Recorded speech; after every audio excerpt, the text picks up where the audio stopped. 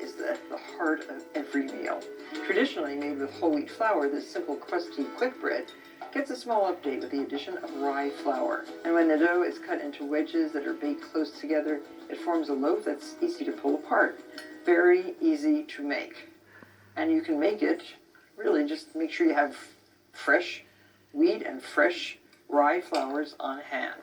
So 2.5 cups of whole wheat flour, freshly milled if possible.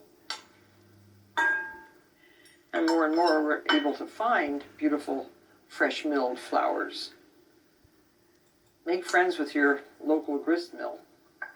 And 1.5 cups of rye flour, which is lighter, fluffier than the whole wheat.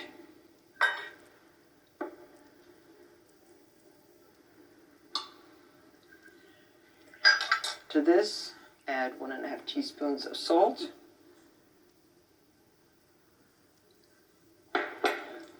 And 1.25 teaspoons of baking soda.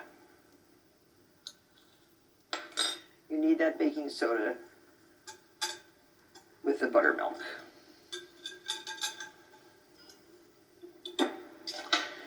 Now the only other thing that we add is 2 cups of the best buttermilk that you can find. No rising time needed.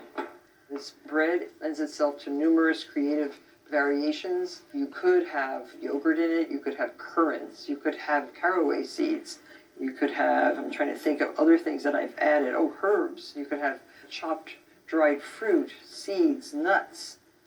So add your buttermilk and stir it until it forms a nice rough dough. The rye flour contains less gluten than all-purpose flour or whole wheat flour. For that reason, it won't produce a well-risen loaf of bread without the addition of some higher protein flour. That's why we're using whole wheat also. But you'll like the taste, and I think you'll love the texture. And if you find that the dough is really, really dry, just add up to 1/4 cup more buttermilk.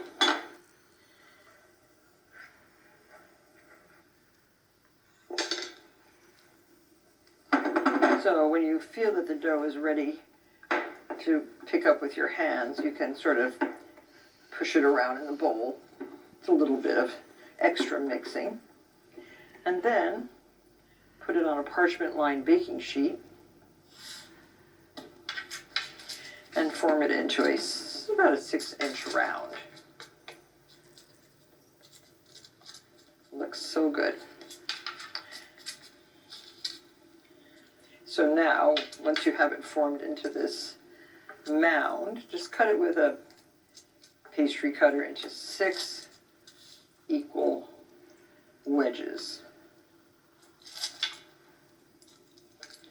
And put into a preheated oven. Bakes just like this.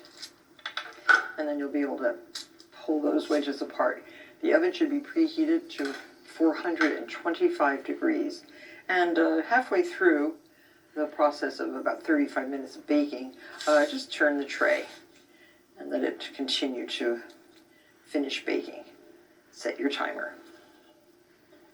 So serve your bread at room temperature or warm. And I love it with smoked salmon and creme fraiche, or smoked salmon and cream cheese. You can break the bread, but if you're going to serve it a little bit more formally, you can cut it into wedges.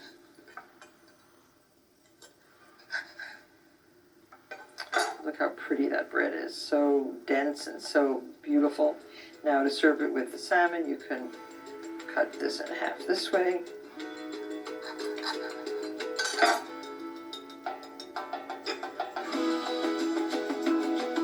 Sort of like that.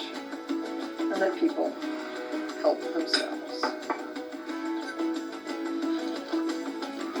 Whether served with salmon like this or slathered with Irish butter, it's hard to imagine something so good having just 6 ingredients.